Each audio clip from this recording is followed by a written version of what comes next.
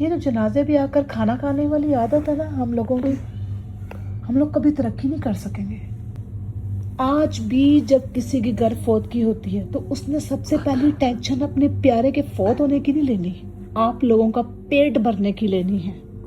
آپ لوگوں کو شرم سے ڈوب مرنا چاہیے اور ان سارے لوگوں کو جوتے مارنے چاہیے جو وہاں بیٹھے کھانا کھا رہے ہوتے ہیں۔ بے شرم مسلمان ہیں ہم لوگ، کسی کا پیارا فوت ہوتا ہے اور وہ دیگوں کا آرڈر دے رہا ہے، ٹھنڈے پانی کے کولر لگوا رہا ہے۔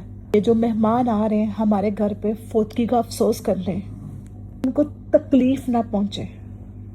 ارے تکلیف میں تو وہ انسان ہے جس کا پیارا اس دنیا میں گیا، جس کی ماں، جس کا باپ، بیٹا، بیٹی، بیوی، شوہر، تکلیف میں تو وہ ہے نا۔ اور وہ اس مومنٹ میں بھی آپ لوگوں کا پیٹ بھرنے کی سوچ رہا ہے، اور آپ لوگ کہتے ہیں کہ ہم لوگ مسلمان ہیں۔ اس حرکت میں کون سی انسانیت اور کون سا مسلمان پایا جاتا ہے ذرا بتائیں۔ And I say this major audience because you guys are one of them۔ کھانے کے ساتھ کولڈ ڈرنک نہیں ہے، وہ اصل میں میرا شوگر لیول لو ہو رہا ہے، میری طبیعت خراب ہو رہی ہے، تو یار تم بھی فوت ہو جاؤ پھر۔ This moment is for you to come together, whole family together. Who give the shit ball this people؟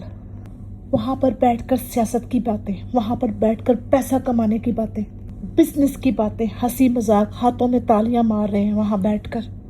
آپ کے گھر میں فوتگی ہوگی اور آپ کا بھائی آ کے کہے گا پہلے مجھے کھانا کھلاؤ، میت میں بعد میں دیکھتے ہیں۔ I feel ashamed to be a part of this nation۔ ان چیزوں کی وجہ سے it's just sad and it's unfortunate that we belong to a society that thinks this is normal۔